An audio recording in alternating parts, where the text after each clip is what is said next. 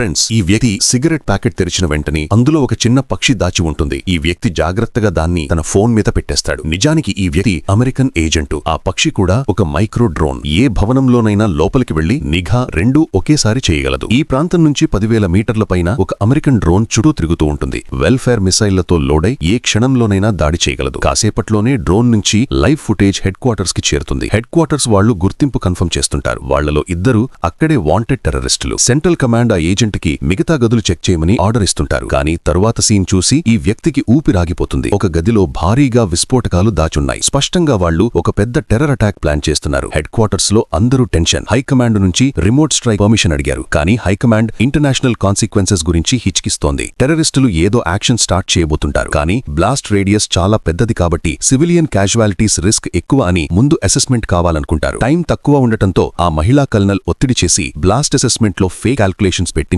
Civilian deaths 0 అని report ఇప్పిస్తుంది. Assessment లో civilian hurt అవ్వరు అని రాగానే హైకమాండ్ వెంటనే అటాక్ అప్రూవల్ ఇచ్చేసింది. కల్నల్ డైరెక్ట్ గా డ్రోన్ పైలట్ తో కనెక్ట్ అయ్యి టార్గెట్ మీద కళ్లు తెరిచి చూడమని ఆర్డర్ ఇస్తుంది. కానీ పైలట్ ఫైర్ బటన్ నొక్కబోతుంటే స్క్రీన్ మీద ఒక చిన్న అమ్మాయి కనిపించింది. ప్లాన్ అంతా దెబ్బతిన్నట్టయింది. పైలట్ మీద నిరంతరం ప్రెషర్ పెడుతూనే ఉంటారు. కానీ పైలట్ చూస్తుంటాడు. ఆ అమ్మాయి బ్లాస్ట్ సెంటర్ నుంచి కేవలం ఒక గోడ దూరంలో ఉంటుంది. మిసైల్ వదిలితే ఆ అమ్మాయి ప్రాణాలు పోతాయి. అందుకే వెంటనే పైలట్ డిసైడ్ అవుతుంటాడు. ఆర్డర్ ని వెంటనే రిజెక్ట్ చేసేస్తాడు.